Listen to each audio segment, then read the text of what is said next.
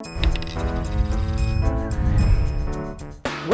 to The Favorites, the podcast from the Volume Podcast Network. I am Chad Millman. Guess what, folks?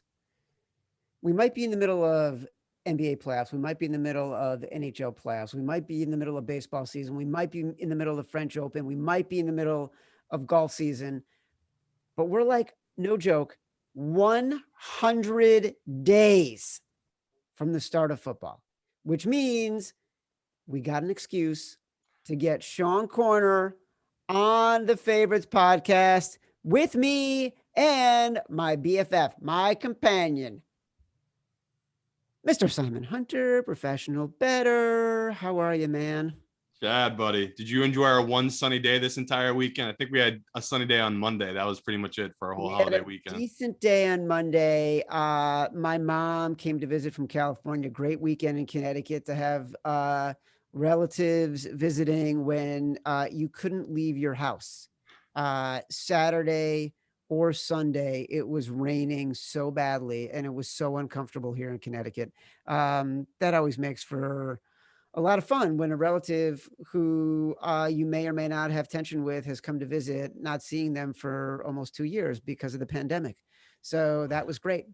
Our big, everyone has their family get together. And it's always the weird, awkward conversations. Like you have the weird aunt that just hates LeBron James, or just the conversations you don't want to have.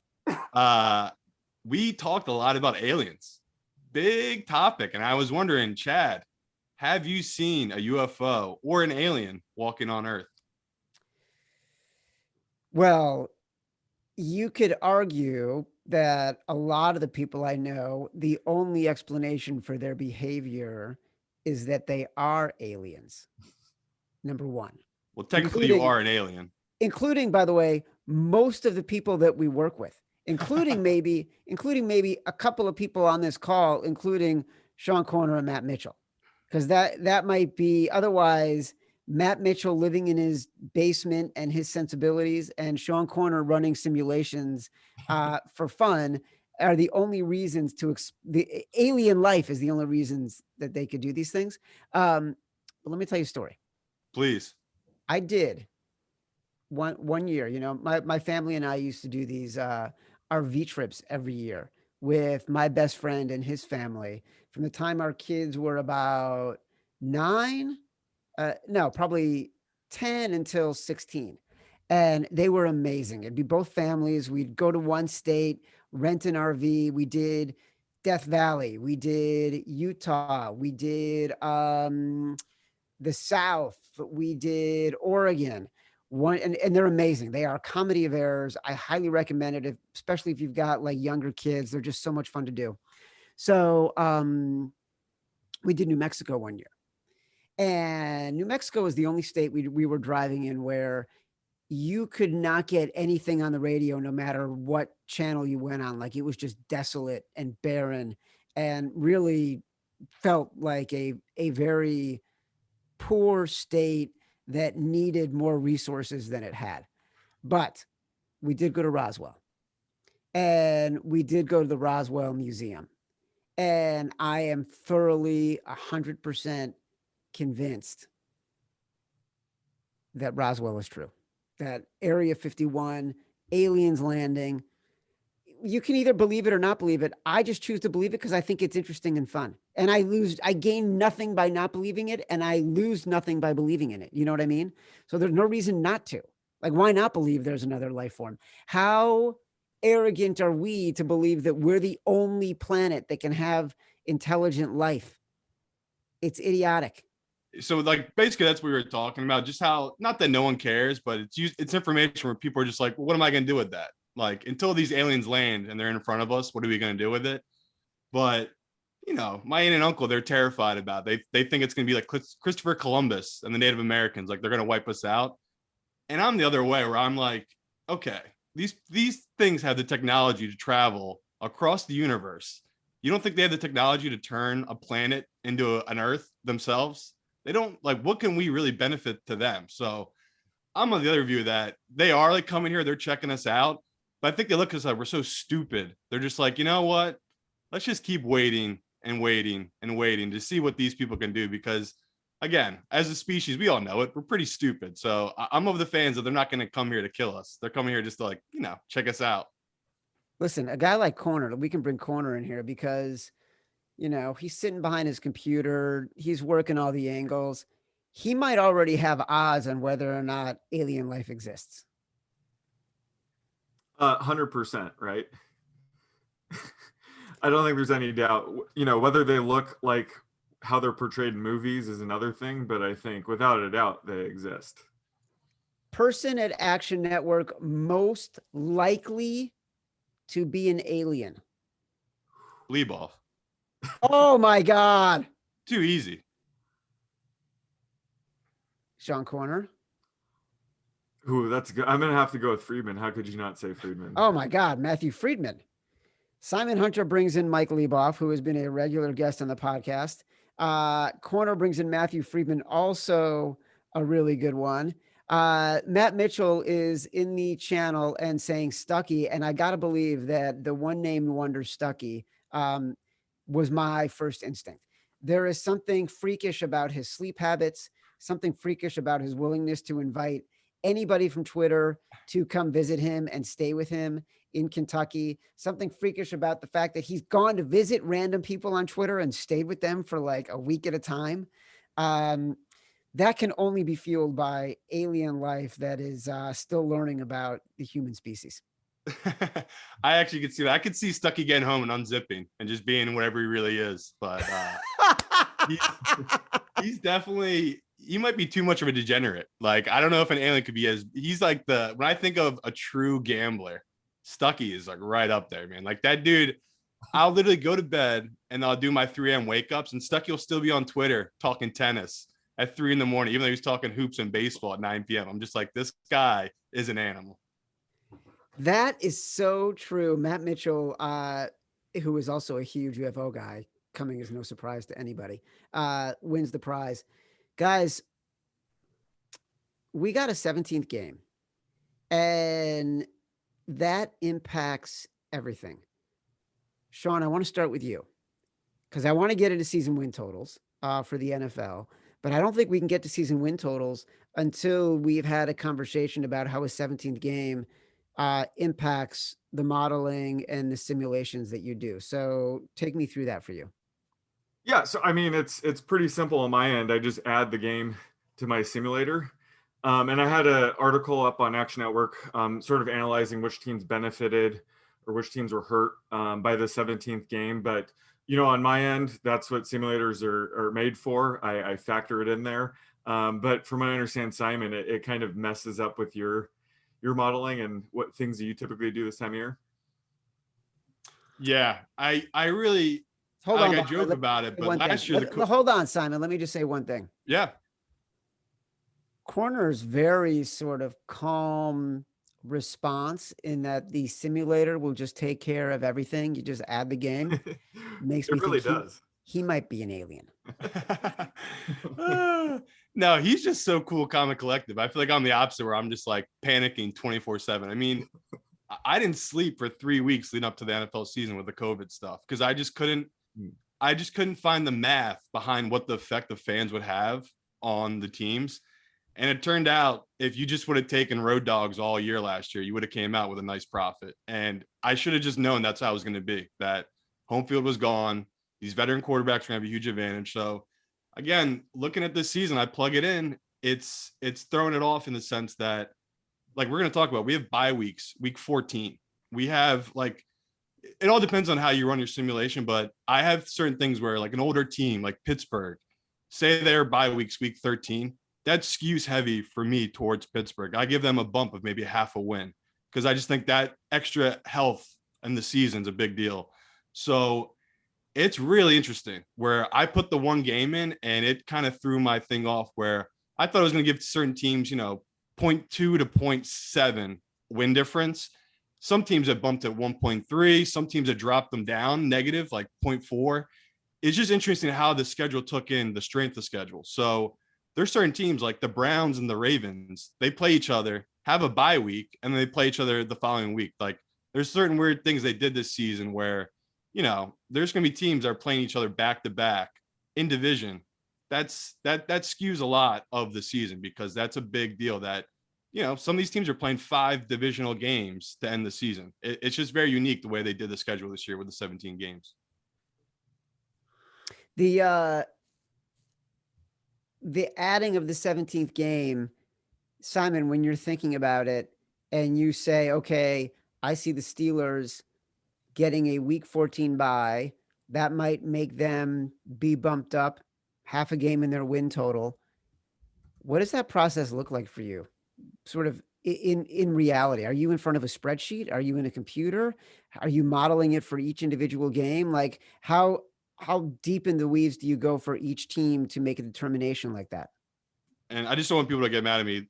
Pittsburgh's bye week's week 7. I'm just using them as a reference of an older I got team. it. Okay, that's I know. good to know. People might get upset. Yeah, that's good. Yeah, it is tough to say, because like I steal a lot of my info. Like I'll use guys who I trust on their data, and I'll take that and plug it against my own and just see how I'm matching up and see if my numbers are way off compared to other people's. Because again, I say it all the time, I don't have all the answers. Like I like to use other people because I learn from other people. So if they're seeing things different, I see it kind of the same way, where a lot of people are kind of lazy with strength of schedule. They'll just be like, okay, here's everyone's record of last year, plug into the database.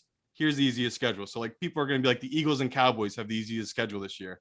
Yeah, I wonder why. They're from the NFC East, the worst division of football last year.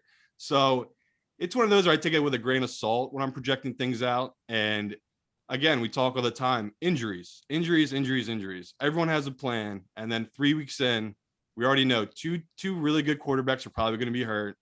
Really important defensive players are going to be hurt in certain teams. So when I'm projecting these things, I'm just looking for value. I'm looking to give myself enough room where the value is going to be worth it to bet it now. Because like we just said, we're 100 days away from football and we're betting money right now. So you're looking for value, the whole point of right now.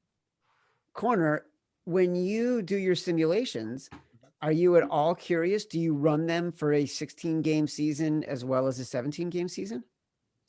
No, that would be unnecessary work on my end. I'm just setting up the whole 17-game schedule and the playoffs and letting it run. And the bye weeks, it's interesting because, it could depend on injuries. The Chiefs have a bye week 12. So if Mahomes is dealing with a three-week injury in week 6 versus week 11, they're going to benefit by having the bye week in week 12. So there's certain things that you can't really predict. So again, the simulator, I run everything 10,000 times and it kind of sorts itself out. There's a lot of things that we can't predict, but as Simon mentioned, at this point in the off season, it's all about finding value. So, setting up the simulator, I can catch interesting things. We could talk about it in a bit, but like the Aaron Rodgers potential trade, finding value with that, with other teams. There's a lot of cool different angles I'm playing with this time of year. Rank for me how the simulator plays a role in your life when it comes to conversations in your house. For example, you and your wife are getting ready to go to dinner. Are you like, hold on, I can't go yet. I got to run the simulator. Do you call it the simulator? Do you call it something else? I just want to get a sense of like, to me, the simulator is an engine that is so important and so dominant in your life. I need to know how it plays into your relationship. No, I do not tell my wife that I need to run the simulator. If anything, when we're talking about going to dinner, I'm probably running a simulator trying to predict what type of food she wants and setting odds on that.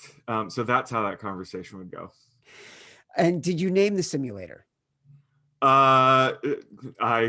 I should. I have not. Would you consider Chad? I could call it Chad, all uppercase. Yeah, let's call it Chad. Potential for an acronym. Yeah. I was going to think, let's think of a good acronym for the simulator. Cool, humanistic avoidance data. Wow, I love it. All right. That was pretty good. Yeah, it's Chad. Oh my God. Simon, how good was that? I'm blown away, especially the fact that it was off the cusp. That was way too clean for you. Yeah, I feel like you've thought of that. I've never thought of it in my life, but you guys don't understand. I'm so fast. My mind works like a simulator itself. I am so fast in these moments. You listen to the Thunderdome and you think, my God, he's so clever. He goes off script so often. And now you're seeing it in real time on the Tuesday podcast too. Talk to me a little bit about the value you are seeing. You mentioned Aaron Rodgers corner. Is that something? Let me rephrase this question. You mentioned Aaron Rodgers as part of the simulator. Explain to me what you've done in your simulations for him, and then I have a follow-up. So right now, I have 65% chance he stays in Green Bay, 30% chance he goes to Denver, and then I have 5% left over for, retirement, holding out, other teams like the Raiders.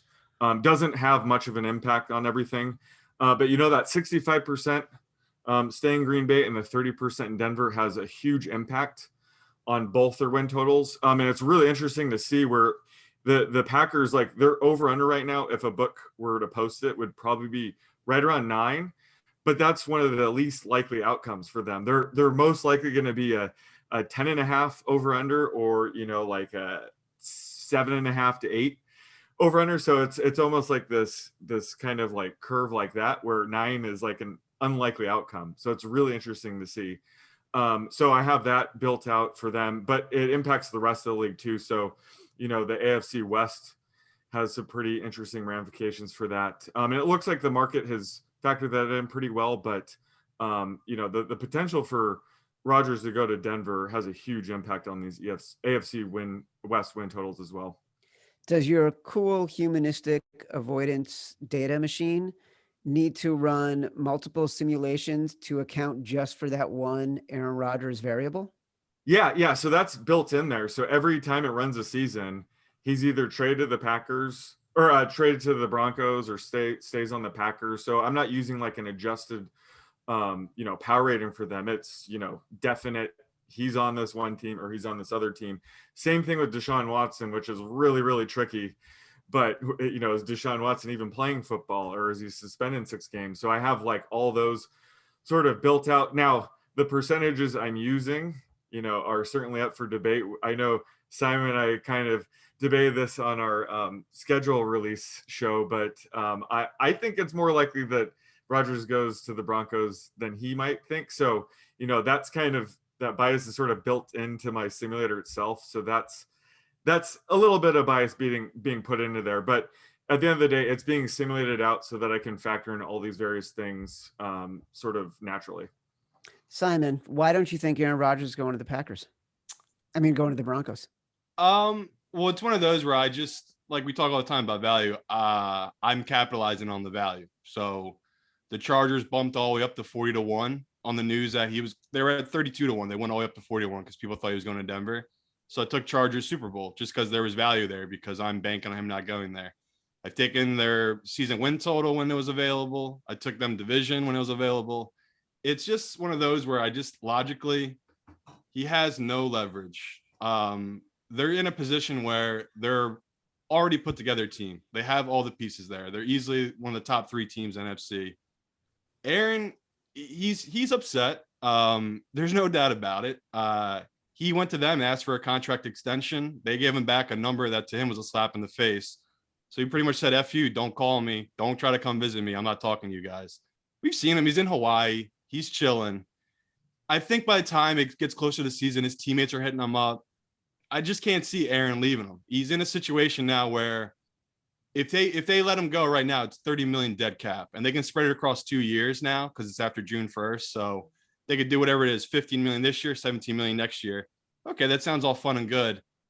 They don't believe in Love. We know they don't believe in Jordan Love. If they did, they'd be acting way cooler. Than they've already shown their cards, and they're like, Aaron, we'll do whatever you want. Like literally, LaFleur sounded like he was going to cry on a show talking about how much Aaron means to him. So all the signs point to this is just fun media talk.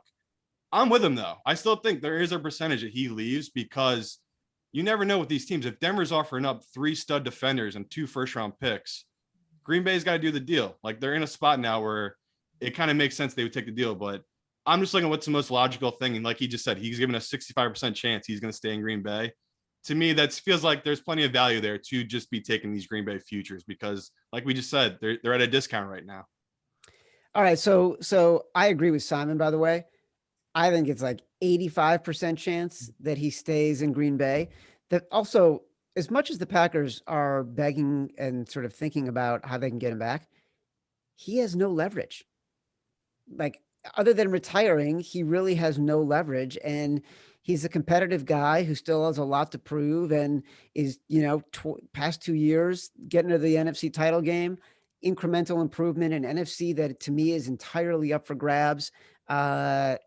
He's not going to leave a team that is that close to being able to play for a Super Bowl when he knows that he in 16 seasons has had one chance to win a Super Bowl, did it, and is, you know, pales in comparison to other quarterbacks who are not nearly as talented You're right. as he And is. like we talk all the time about how smart Aaron is. Does Aaron really want to go from a division of Jared Goff, Kirk Cousins, and either a rookie or Andy Dalton to Herbert, Mahomes, and you can say what you want. Derek Carr is not terrible. He's probably better than most of those quarterbacks we just named. So I just, again, the logical sense to me is just like, I don't know why he would make the move. It just doesn't make sense on paper. All right, so corner, since you're clearly so wrong and your simulator is have your human bias is ruining Chad, which is sad. Where are your values? What did the simulator produce for you that made you feel there was some value? We're 100 days out. Give the So I people what love they want. 3 overs and 3 unders. Where would you like me to start? Start with the overs. All right. So the first over I love is the Cardinals over 8 right now. One of the things with the Cardinals is I think their defense is sneaky good with Vance Joseph. Last year they finished 7th in weighted DVOA, so they finished the year strong. I think bringing in JJ Watt, it's going to make it tougher for teams to double Chandler Jones. They could be a nice little duo. And then Isaiah Simmons, he showed some promise at the end of his rookie season. So, with him and rookie Zaven Collins, they have a potential to be a great linebacking duo. They lost Patrick Peterson, but they brought in Malcolm Butler, and Budda Baker is one of the best safeties in the game. So I think this defense is pretty strong. And then on the offensive side of the ball, Kyler Murray's entering year 3. So he hasn't even broken out yet. I mean, he's entering his prime. We have yet to see him really peak as a passer. So he could have a Josh Allen type season. And then this team is going to go over the edge, in my opinion. AJ Green, I don't know what he can provide at this point in his career, but he can be a red zone weapon for him. Rondale Moore was a great pick. I love him in this offense. They throw a ton of screen passes. So he's a guy, you just get him in the ball and he has that make you miss ability. So this is going to be a very tough offense to defend. And then when we think about, the NFC West, it's a really tough division, but their schedule is only the 15th toughest. They have games against the Jaguars, Texans, Panthers, Bears, and Lions. So their schedule isn't that tough considering their division. So right now I have the over or 9 or more wins at 50% and 7 or less at 31%, with a 19% chance of a push. So I love the value on the over here if you can get it at 8. All right. Cards over 8. Completely agree with you about the defense. Love the potential of Isaiah Simmons. Simon, do you have a strong opinion on that one? Yeah, I had him at 8.4. So I lean towards the over, but the human element of me, Chad, we know on this show, we hate Cliff Kingsbury. We trashed him. We rode him early on, and once we figured out he's a fraud, we faded him at the end of the year, and it was very profitable for us with Arizona last year. I don't know what to think of him. It's tough. It's one of those where, because of that division, like he just said, they do have some weak opponents outside of it.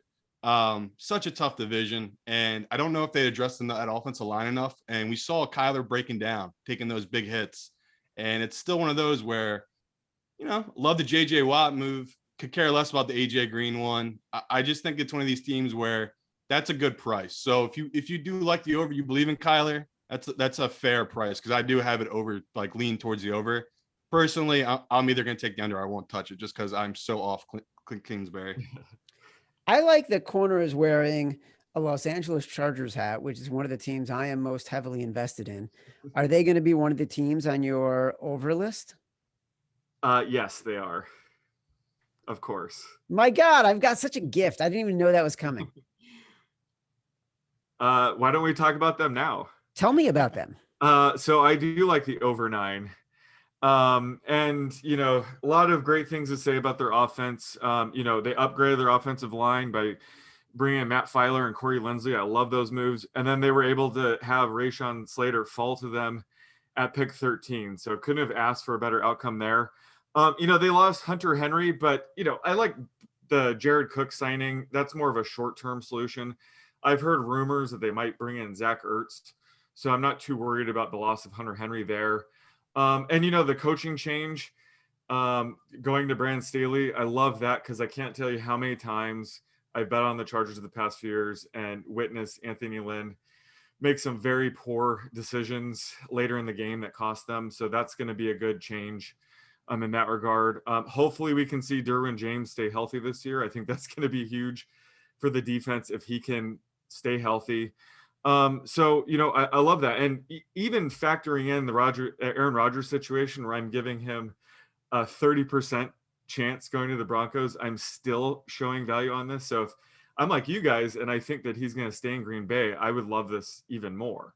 So I love the over 9. I have 10 or more wins at 48% chance, 8 or fewer at 33% chance. So I love the value at 9 here. I don't know why the Los Angeles Chargers aren't getting more futures love. They're at about 30-1 right now. They had been further down the roadmap there, the futures rankings, but still, I don't know why fans are not piling on. I bet on them before the Rams. I bet on the Bills, but I like the Chargers better. That to me is a team primed. Simon, they're primed. Yeah, I think it's. Oh God. It's tough. It's tough with the Chargers. Just first glance at the schedule, I love that we're gonna know a lot about this team by the time they get to their bye week. They literally start the year playing Washington football team, a great defense. Then they're at home with the Cowboys. Then they're at the Chiefs. Then they're playing Vegas. Then they play Cleveland. Then they're at Baltimore. Then they have their bye week. So it's really interesting to see how they're going to start the year, where I'm right there with them. I am obsessed with Herbert. The throws he made last year was a 5th-year pro. This kid's upside is unreal. And they've improved the O-line, have all the weapons back on defense, have a great offensive weapon. So to me, I love the Chargers. I'm going to be on the over, but of course, it feels like a trap deep down because, like you just said, why are more people betting the Super Bowl future? I think maybe some pros are scared because when you bet futures, you like to think of a team winning the division because you're betting on a top seed. We've learned from history, usually it helps to have home field advantage through the playoffs to really make it to the Super Bowl. So maybe that's the hesitation. They're thinking, I'm not getting enough value where we already know the Chiefs losing in the Super Bowl last year. Mahomes is going to be pissed off this year. So I think that's being factored into the Super Bowl odds right now. Pros know nothing. Go with Chad. Corner. You agree with me? I know you do. What else you got on your Chad list there? So the third team that I like the over is the football team. And their defense is going to be scary good again this year. They were 3rd in DVOA last year. Chase Young will only get better in year 2. But they were, they also brought in William Jackson, which allowed them to play more man coverage. They drafted Jamin Davis, which is another great pick in my opinion. So the sky's the limit for this defense. But then, bringing in Ryan Fitzpatrick and Curtis Samuel is going to help elevate this offense. This is another total where 8's the most likely number, but there's more value on the over. So, 9 or more wins, I'm getting that 51% of the time in my Chad simulation, and 7 or fewer wins 30% of the time. So it's one of those things where I wouldn't be surprised if this pushes at the end of the year, but there's way more outcomes where they clear this number than not. Love this team. Also a team I invested a future in, thinking Deshaun Watson was going to go there. Don't think they're going to win a Super Bowl with Ryan Fitzpatrick as their quarterback, but their defense is so good. Their front four is one of those, this could be if there ever was a time for magic to meet Fitzmagic, it is with this team and this defense that can be so incredibly effective. Simon shook his head vigorously when you said the Washington football team. Yeah, I love them so much. It's literally not that I'm comparing them to Denver, but I just think this is the Denver model. The year they won it was Peyton Manning, an unreal front four talent and their Von Miller is Chase Young. This kid is a freak. So love all the value, especially in that division. They haven't had a repeat in a long time. I think it's going on 20 years, a division winner, but I just love them. I just think that people are going to come in the year, like me as an Eagles fan. People are hyped on the Eagles. Giants fans are all back in on their Giants. Everyone's back in on the Cowboys. You're just getting a lot of value right now in the Washington football team. They're kind of their forgotten team right now in this division. Before we get to Sean Corner's overs, Simon, or unders, are there any overs that you feel strongly about, most strongly about, the one that he hasn't mentioned? I mean, pure value wise, I took Carolina's over. I just thought people are really coming in heavy on the Bucks. They're coming in heavy on Atlanta because they really like Atlanta's draft. And once again, they're going to be betting the Saints. It's just the way it goes. So I like for a low total, I like Carolina. And then for a higher total. Hold on. What was Carolina at? Carolina was at, I'm looking it up right now. 7.5. Yeah. Okay. Yep. 7.5. And for the Colts, I do love them. But the more I look at their schedule, it is scaring me a little bit. I had them graded out at 11.3 wins. And now the schedule's out and it's set. Man, the Colts have a tough schedule. They just, I mean, we can go through it real quick. It's just interesting to see it on paper just because, we knew, the schedule is, who the teams are going to play. It's just different once they set it. So they literally start the year with Seattle at home. Then they got the Rams at home. Then they're at Tennessee. Then they're at Miami. Then they're at Baltimore. So that is a hard start to the year. That's 5 playoff teams they start the year against. But I just love this Colts team. I mean, we saw what they did with Rivers, who retired. So for me, Carson Wentz, I'm buying low on them. I just love the upside of the Colts here. It's 10 wins right now, I believe, is their total. Colts and Panthers both plus money on the over. Panthers plus 118, Colts plus 110. So a lot of value in both of those plays. Sean Corner, please give me your unders. So my first, not your underwear, just your NFL win total unders. So my first under is actually a team I think probably had the best offseason. So this isn't, when it comes to the Chargers and football team, I love their offseason. I like the over. It's not that simple. I think the Browns had the best offseason, but I love their under. So, when it comes to their defense, that was their issue last year. And I think they made all the right moves by bringing Josh Johnson, Troy Hill, Jadeveon Clowney. I think this defense is going to be vastly improved. However, they went 11-5 last year with a minus 11-point differential. They played like a 500 football team. So it's important to remember that this isn't an 11-5 team that improved. It's more like a 500 team that's improving. They went 7-2 and 1-score games. I think even with an improved defense, they're going to play in a lot of close games. They have a great offensive line, great running game. They're going to play teams pretty close. I don't think they're going to be blowing teams out. Therefore, they're going to have to maintain this 1-score game luck. And, you can't really control that. So I do think they'll win 10 games this year. I think actually it's very likely they win 10 games. I have that 23% of the time. But, under 10.5, I have this hitting 59% of the time. Again, this is somebody that's high on the Browns. I love all the moves they made. However, just based on their schedule, everything evening out, I do like the under here. That is a sharp play right there. I think that is an incredibly sharp play. Browns just overvalued in the market. Forget about everything else. Everything you just said, Corner, they are overvalued. Simon. Yeah, Sean's got bigger balls than me. I can't do it. I was looking at that one for a while too, but like he just said, it's scary because they've improved that defense, and that was by far the biggest weakness. And not that I'm so down on Pittsburgh, but I just they were unreal last year to start the year. What were they, 10 or 11-0 to start the year? I just can't see that from Pittsburgh. Of course, Baltimore should bounce back, but we've kind of seen the NFL figure it out Lamar a little bit. So it's just terrifying for me to take that where I'm already invested in them to win the AFC. I got them at plus 1,000 to win the AFC. I didn't do Super Bowl because I'm not drinking that much Kool-Aid on the Browns yet, but I am invested in that. So I'm probably just going to stay away from this total. Aliens have big balls, Simon. Corner, what else you got? So the other one is the Cowboys under 9.5. They're coming off a year where they had one of the worst injury luck seasons with Dak Prescott. having that devastating injury. He might not be 100% to start the year, so he could be a bit rusty. Plus, he's already hinting that he's not going to run as much, so that's going to take that element away from his game. So, while I think they'll bounce back this year, 9.5 is a pretty big number.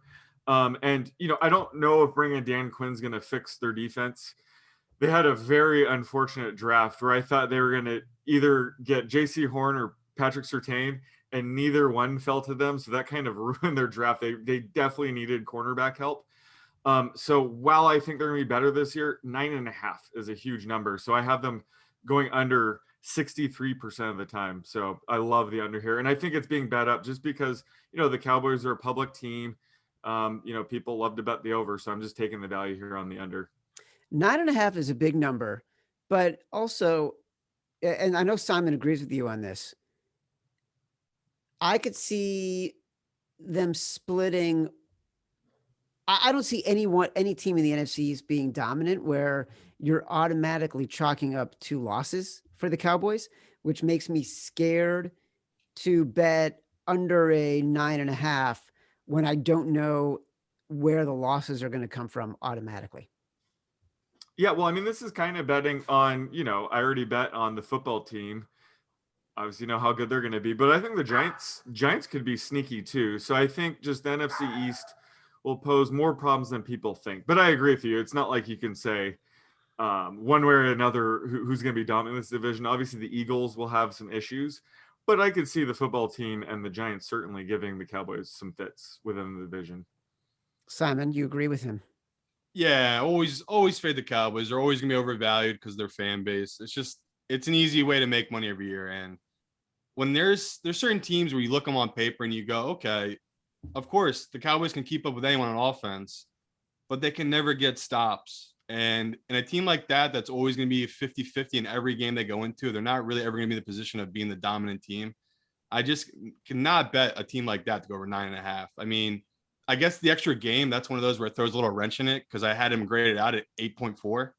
But I'm still, like, even after I added the game, I didn't cross him over 9. So I'm down on the Cowboys. I just think Dak coming back off that knee injury, like he just said, running for touchdowns is a huge part of Dak's game. If that's gone, that's a big deal. Now he's passing in red zone where he's handed off to Ezekiel Elliott. So I do think there's value on that under.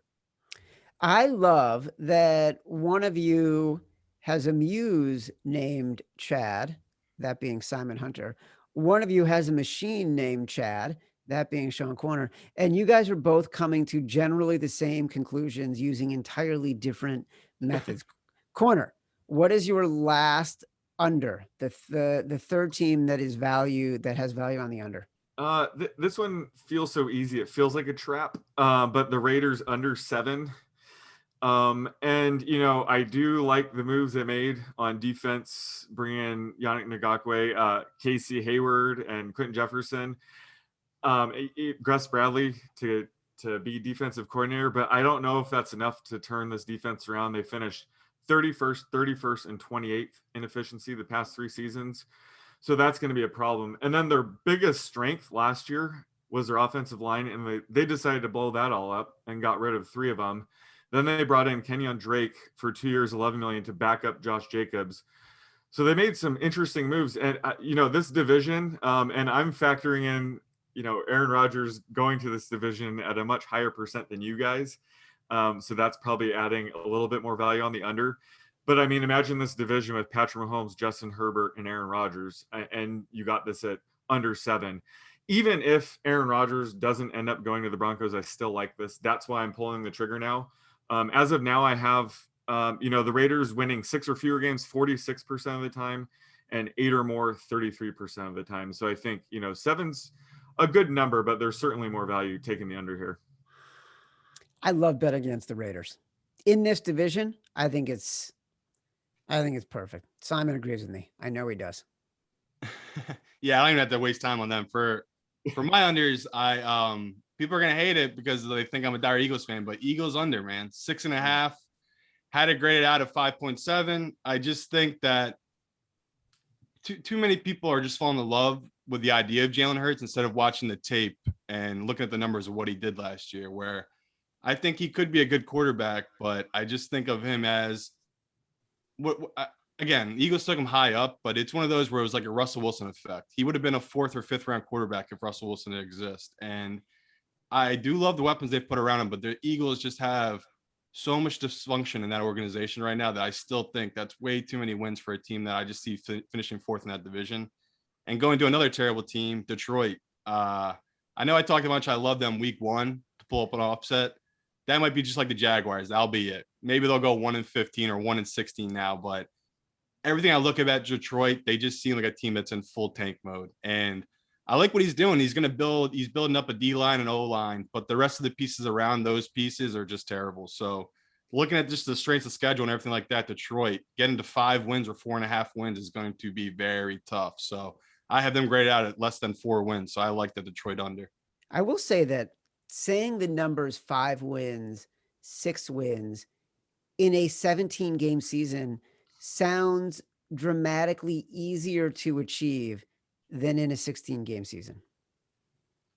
It does. We've seen a shift in the NFL, though. We saw last year where, again, we're not saying the Jags or the Jets were tanking, but let's be serious here. We saw the organization kind of supporting a tank mode for a quarterback. So we've just seen a change in the guard in the NFL where guys used to play for pride. You don't really see that as much anymore. I mean, yeah, there might have weeks where they play for pride, but these coaches, they can say they're not trying to tank these games, but man, last year was brutal. Some of these end of games with some of these bad teams. So I'm not falling for it again. Detroit, I have to take the under. What do you think of that one, Sean? Yeah, I'm in line with Detroit. I think there's certainly value on the under. This is a team clearly tanking, but Simon, you're not one of those people that think because they have Jared Goff at quarterback, they're kind of tank proof. It's going to be hard for them to tank. Oh man, I really cannot wait to see him without McVay in his ear. It's truly going to be magical. Now that he has some meathead coach, what it's going to be like for Goff quarterback in Detroit. He doesn't have any receivers either. Dan Campbell can be an alien because Dan Campbell likes to eat kneecaps. True. Everyone knows that aliens are also cannibals. And they feast on the flesh. Simon, this is very helpful to me, Sean, and Simon, and hopefully to our listeners. I want to transition to our next segment here. You said, in deference to the Volume Podcast Network sponsors, FanDuel. So let's go to our Action Network Take Advantage of FanDuel news desk. Simon, please tell us what you're seeing right now in the field. So yeah, these are like crazy long shots that are just fun to do because you only have to hit one every couple of years and you get paid out pretty nice. And FanDuel, if you're listening, our last sponsor last year used to send me free money. If you guys would do the same, I would love that to my account. Guy, do you know FanDuel's not listening to this? I know. So again, these are crazy long shot upsides.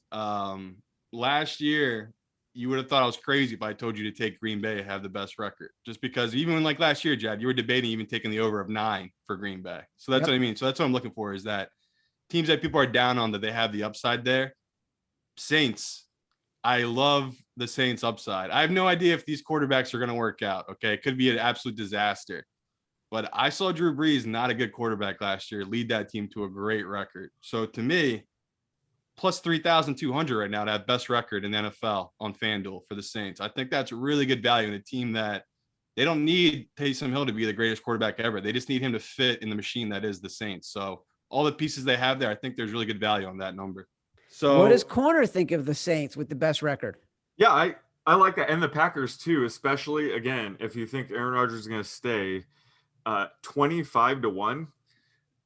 Yeah, that's definitely a good bet. And I can get behind the Saints too. I think that's one of those things. There's a very low floor for that team because we don't know how it's going to work out, but there's certainly a high ceiling. If Jameis Winston figures it out, I think they'll continue using Taysom Hill and his own packages, but like, I love the upside on both teams, especially if you think Aaron Rodgers is going to stay in Green Bay. Give me one more, Simon, because then I want you to be able to talk to your best friend, Leboff. The Chiefs to go 17-0. I rarely do this, but there's certain books that have them at 40-1. They have them right now 27-1 to go 17-0. I get it. It's a stupid bet. I just love it because I just love Mahomes coming in this year really pissed off. I know their division is really tough. The AFC is really tough, but this everything lines up where I could just see the Chiefs. Even Mahomes is talking about it. They asked him what his goal is this year. He said his dream is to go 20-0. That's the goal now for the rest of his life. He wants to go 20-0.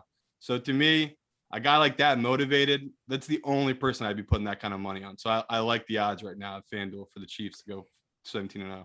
As you said that, no joke, the second you said that, I got an alert on my smartphone from ESPN that said Mahomes 20-0 would be awesome. Says his goal is for the Chiefs to go undefeated and become NFL's first 20-0 team. Nick Wright, first things first on Fox Sports, and Kevin Wildes, the hosts there, the two panelists there. When the schedule came out, we're going back and forth on the Chiefs. And Nick Wright is from Kansas City.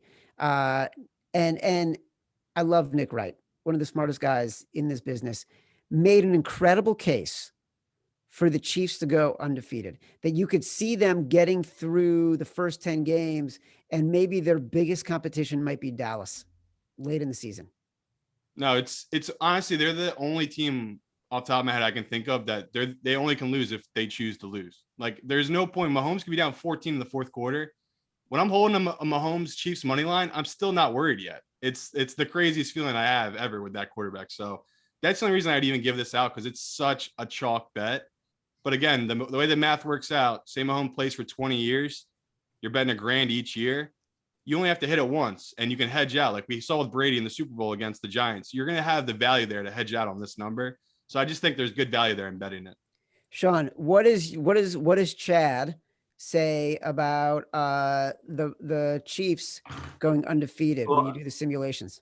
I'm going to have to run Chad after this. It'll take some time to set up, but I will. Chad doesn't like when Chad's not running. Okay. But yeah, things like this, it's hard. You have to factor in sort of things like that, where Patrick Mahomes is saying he wants to go 20-0. I would, boost the odds a little bit when someone's trying. And, if they're 16-0 and they have the number one seed locked up, obviously they're playing their starter, so they're going to try for it. So whatever Chad says, I would boost it a little bit. So Chad's kind of irrelevant right now. I'm going to go Simon on this. I think, 27-1.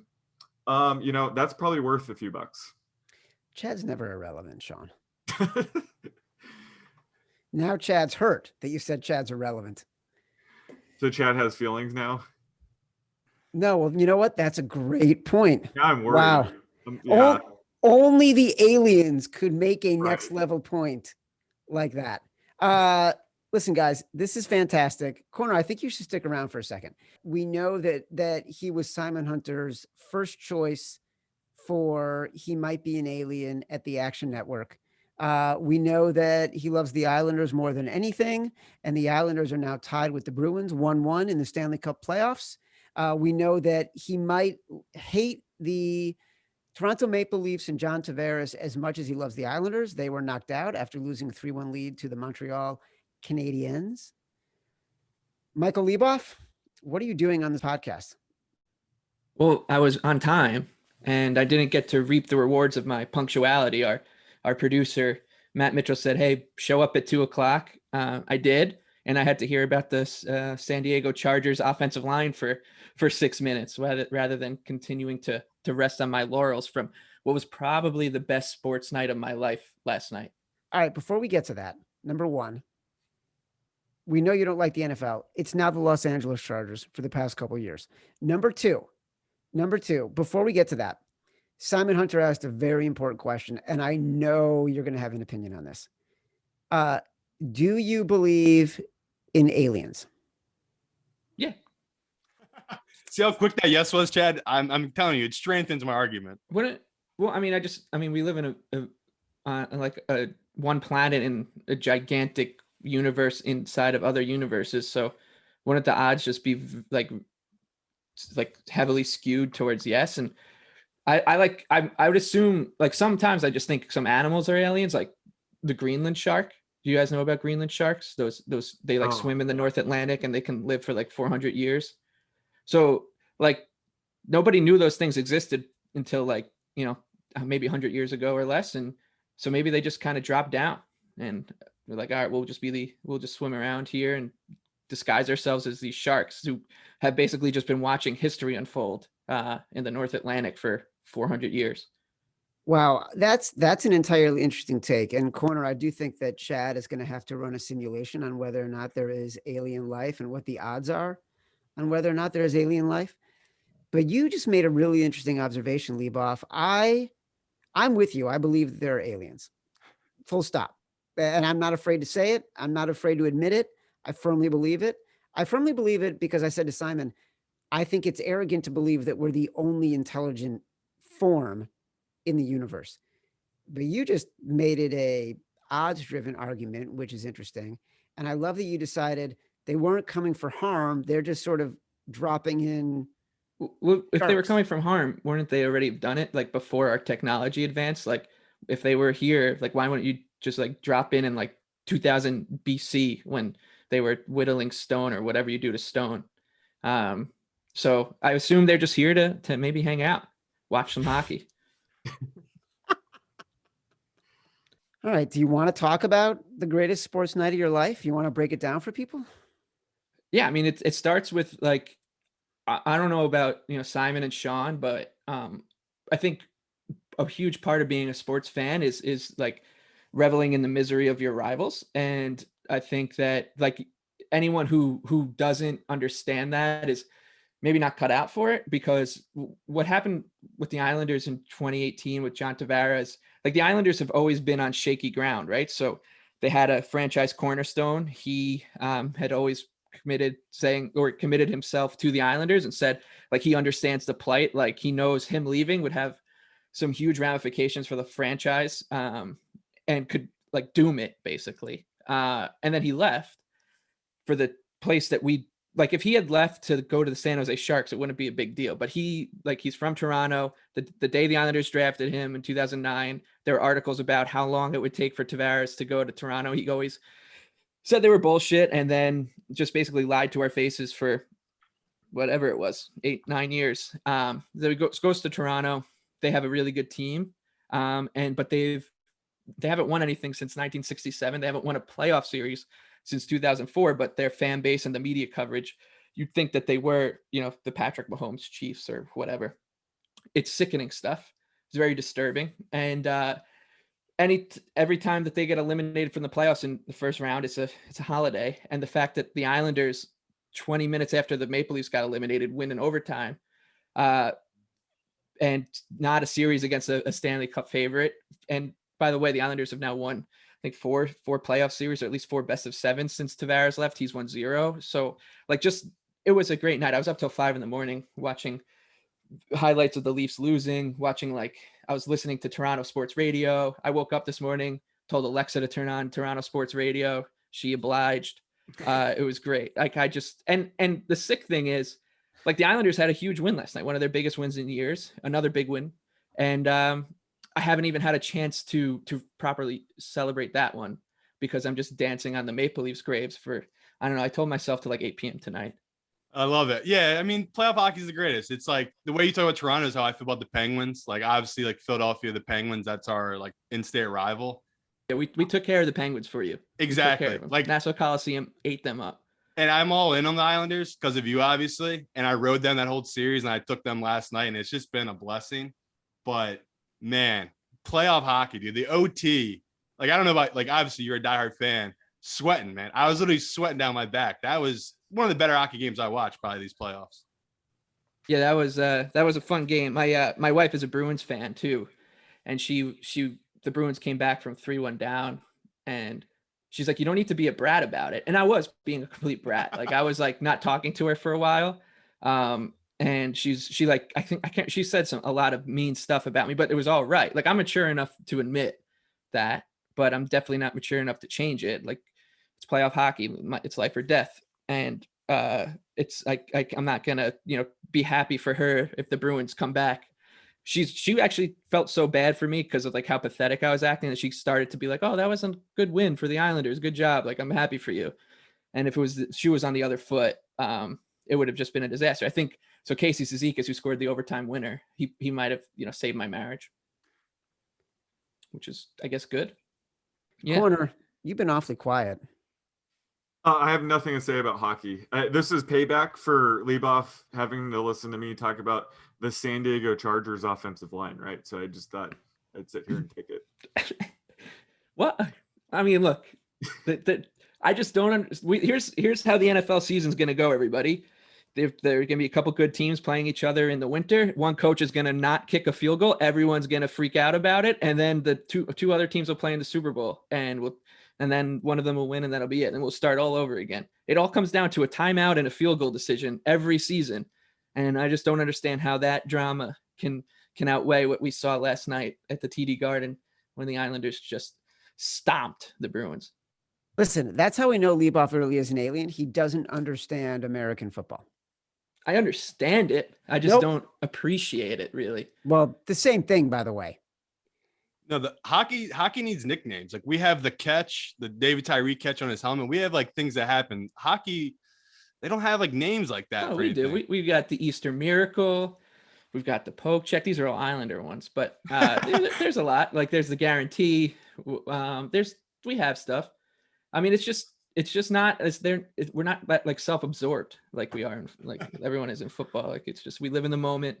We don't need to slap a label on it to remember it. We just want to dance on graves. Leboff, Islanders series is tied right now 1-1. Before we go, give me your handicap of the Islanders' chances to win the Stanley Cup versus where their current odds are. Yeah, I mean, I don't think there's any value. Like if from a strictly value perspective, right? There's no value in backing basically any team right now.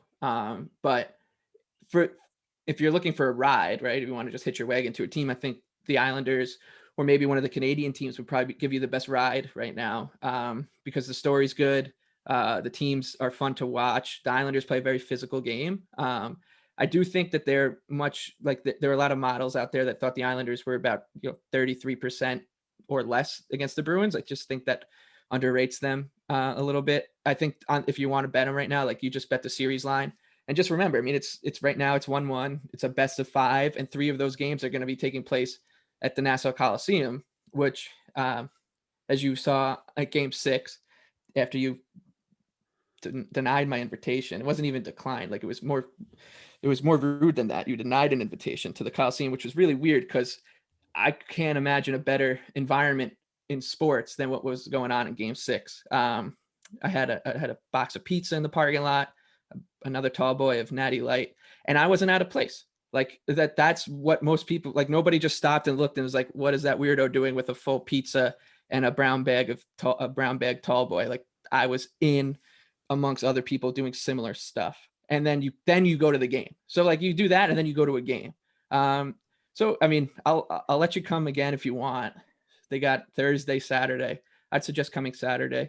Thursday will be pretty angsty, but I just think that, a best of 5 where they have home ice advantage now, like it's closer to a coin flip than the odds will suggest, but they still should be underdogs.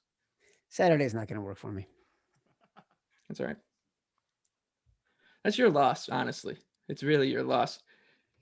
The catharsis that you will not get to experience by celebrating a goal at the Nassau Coliseum. I'm going to get to a game at the Nassau Coliseum with you. It just won't be Saturday. My in-laws Well, I mean, this are coming. is it. This is the last year. Yeah, they're going to advance, so I'll go in the next round. Nice attitude. From your nice lips. attitude. I'm a broken man. Don't be broken. Be whole. Find optimism. All right. Love life. Believe in love.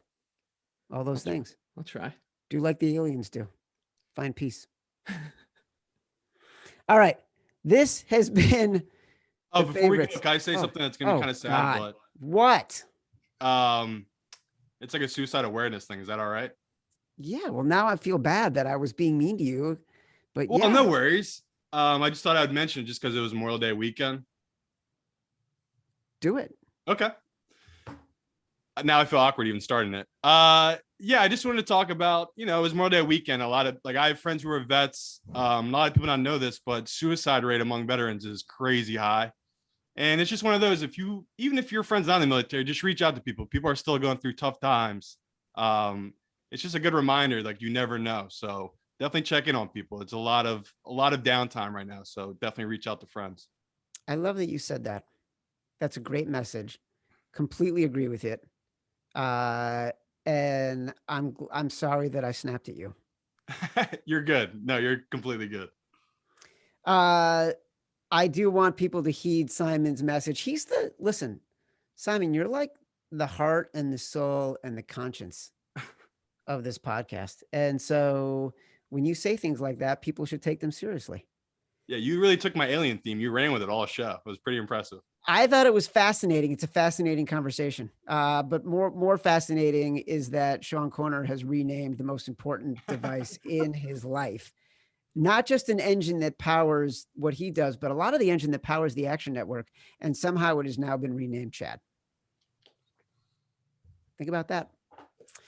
This has been the Favorites podcast from the Volume Podcast Network. We will be back on Thursday for the Thunderdome edition, a big Thunderdome edition. Until next time, download the podcast from Apple Podcasts, from Spotify, wherever you get your podcast. Love you, and leave off. Let's go Islanders.